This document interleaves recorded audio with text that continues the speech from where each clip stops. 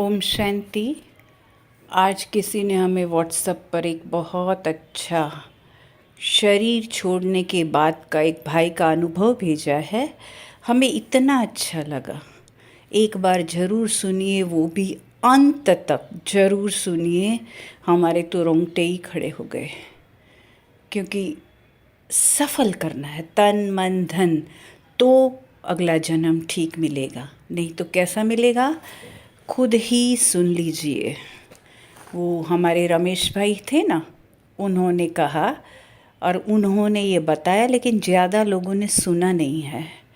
तो हम चाहते हैं हर एक बाबा का बच्चा सुने। आप भी फॉरवर्ड करना जिसको करना है, क्योंकि हर एक बाबा का बच्चा सुने। तो सुनिए, रमेश भाई ने बोला हमारे बॉम्बे के एक गृहस्थी भाई का अनुभव है, जो 2-3 बारी ज्ञानामृत में आ गया है। उनका नाम था गिरधर लाल।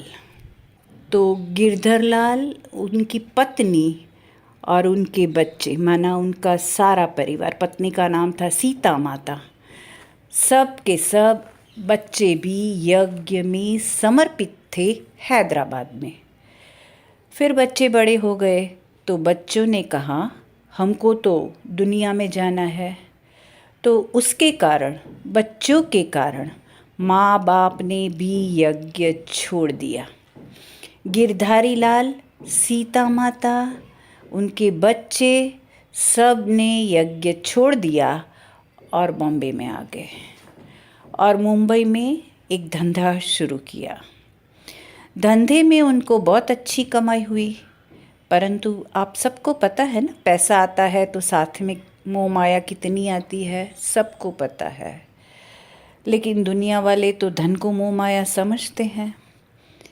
तो गिरधर लाल जी बहुत व्यस्त रहते थे, और जिसके पास पैसा होता है उनके पास समय कहाँ होता है। बाबा कई बार नहीं कहता है, शाहूकारों को तो अपना धन का नशा होता है, समय ही नहीं है। उनको लगता है हमें यहाँ ही स्वर्ग है। तो गिरधर लाल भी धंधे के कारोबार में बहुत ज़्यादा व्यस्त रहते थे। रमेश भाई के साथ उनकी बहुत अच्छी दोस्ती थी। उन्होंने उनको 2-3 बारी कहा कि गिरधर लाल, अभी तो आप करोड़पति बन गए, थोड़ा तो बच्चों के ऊपर जवाबदारी छोड़ दो और आप बाबा की सेवा में, बाबा के कारोबार में आ जाओ। रोज़ मुरली सुनो, फिर से बाबा का बच्चा बन जाओ। परंतु वो बन नहीं सका। उसके बाद गिरधर लाल जी को हार्ट अटैक भी आया। पहली बार हार्ट अटैक आया, उसने केयर नहीं किया। फिर से रमेश भाई ने उनको कहा 2 बार, उनके घर पर भी गए कि गिरधर लाल, आप अपने कारोबार से न्यारा बन जाओ, बच्चों को दे दो और अपने भविष्य की कमाई के लिए कुछ पुरुषार्थ करो, मेहनत करो। लेकिन उन्होंने माना नहीं। फिर उसका शरीर छूट गया। क्या होता था उस जमाने में, संदेशियों के तन में ऐसी आत्माओं को बाबा भेजते थे, भोग लगाते थे ना, तभी। तो गिरधर लाल के लिए उनके बच्चे और उनकी पत्नी ने भोग लगाया और संदेशी के तन में गिरधर लाल जी की आत्मा आई। तब उनके सामने उनके रिश्तेदार बैठे थे, उनके बच्चे, उनकी युगल बहू सब बैठे थे, और रमेश भाई जी एक कोने में बैठे थे। तो गिरधर लाल जी ने उन्हें वहाँ से उठाया और कहा कि मेरे सामने बैठो, और हाथ जोड़े और गीत बजवाया। कौन सा? 2 बार गीत बजवाया। पहले ये गीत बहुत चलता था, क्षमा करो नाथ मैं चरणों की दासी, और ओम नमः शिवाय गीत 2 बार बजाया, और रोता रहा रोता रहा रोता रहा। रमेश भाई ने उनके आंसू पोंछे और कहा, गिरधर लाल आप क्यों रो रहे हो? उन्होंने कहा, रो नहीं तो क्या करूं? तो रमेश भाई ने पूछा, क्या हो गया? तो गिरधर लाल जी ने कहा, जब मेरा शरीर छूट गया, मैं बाबा के पास गया कि बाबा मैं तो करोड़पति हूँ, तो मेरा अगला जन्म भी बहुत अच्छा होगा ना? बाबा ने कहा, नहीं बच्चे, तुम करोड़पति है नहीं, तुम करोड़पति थे। अभी तुम्हारी जो करोड़ों की मिल्कियत है उनके मालिक अब तुम्हारे बच्चे बन गए हैं। और तुम्हारा भविष्य तो तुमने जीते जी अपना प्रारब्ध बनाया होगा, जितना तन मन धन से सफल किया होगा उसके आधार पर ही होगा ना। माना जब गिरधरलाल जी जिंदा थे तो तन मन धन जितना उसने यज्ञ में सफल किया होगा, बाबा के पीछे लगाया होगा, उसके आधार पर उसको जन्म मिलेगा ना। बाबा ने कहा तूने तो बिल्कुल सफल नहीं किया, तेरी युगल सीता ने छिप छिप कर यज्ञ के अंदर थोड़ा थोड़ा सफल किया, इतना ही तेरा भाग्य बना हुआ है, इससे ज़्यादा भाग्य नहीं बन पाया है। तुमको मैंने रमेश के द्वारा बहुत बार संदेश भी दिया, ये बाबा ने उनको कहा, सावधानी भी दी, परंतु पैसे के नशे में, धंधे के नशे में ही व्यस्त रहे। एक बार हार्ट अटैक का द्वारा भी अलर्ट किया, सावधानी भेजी, फिर भी तूने नहीं माना। अब क्या होगा? अब तेरा जन्म करोड़पति के रूप में नहीं लेकिन रोड़पति के रूप में होगा। उसने कहा, गिरधरलाल जी ने कहा, बाबा मुझे रमेश भाई के पास भेज दो नीचे, मैं रमेश भाई से माफ़ी मांगूंगा और रमेश भाई द्वारा आपकी भी माफ़ी मांगूंगा।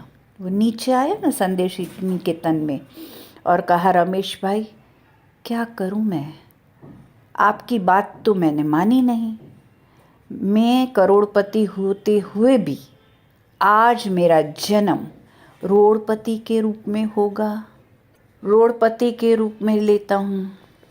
फिर उन्होंने अपने बच्चों को भी कहा, मेरा जो भी धन है उसमें से थोड़ा सा धन मेरे लिए बाबा की सेवा में समर्पण कर दो। रमेश भाई ने कहा, आपका जन्म तो नक्की हो गया है, लेकिन अभी का धन आपके बच्चे आपके लिए करेंगे, वो आपको कब मिलेगा? तो कहा, किसने? गिरधरलाल जी ने।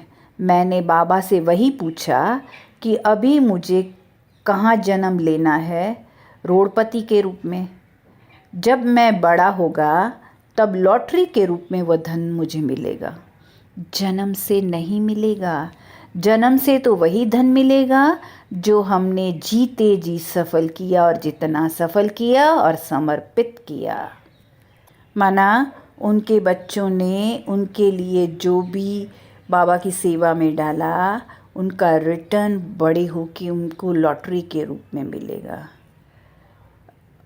बचपन से नहीं मिलेगा। हालांकि वो करोड़पति थे, बहुत अच्छे थे, माना बहुत अच्छा पैसा बनाया था। तो हमें भी यह सोच आया कि हम सबको तन मन धन सफल करना है। सिर्फ धन सफल की बात नहीं, तन मन धन, अभी समय है।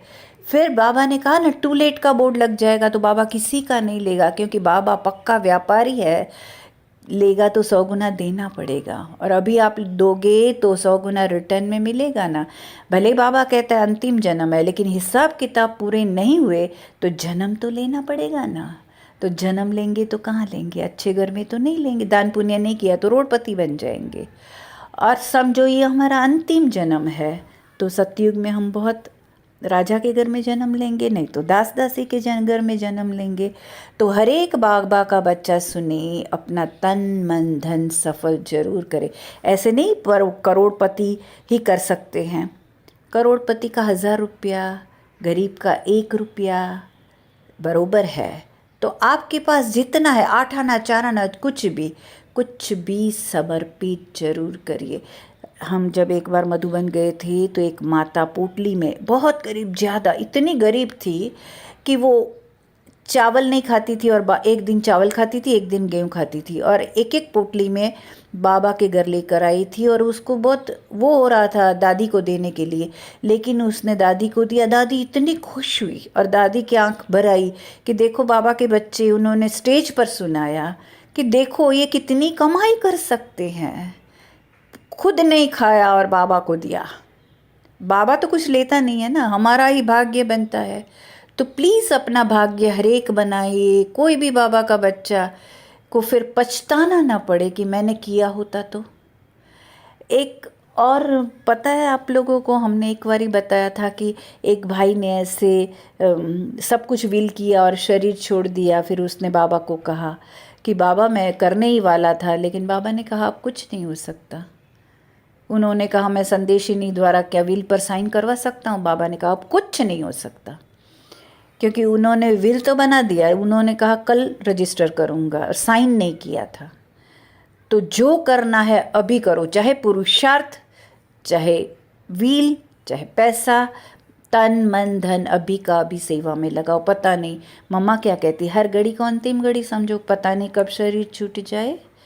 तो हर एक अपना भाग्य जरूर जरूर जरूर बनाए, गरीब या शाहूकार। यहाँ ऐसे पैसे वाले की बात नहीं, गरीब पर भी बाबा इतना ही सब कुछ न्योछावर करता है। कहा ना, गरीब का इतना, शाहूकार का इतना, जितना है उसमें से दो, परसेंटेज वाइज निकलता है। अगर शाहूकार के पास 1 लाख है और वो 1,000 देता है, और आपके पास 10 रुपया है और आप 4 आना देते हो, इक्वल होता है। ठीक है, ओम शांति।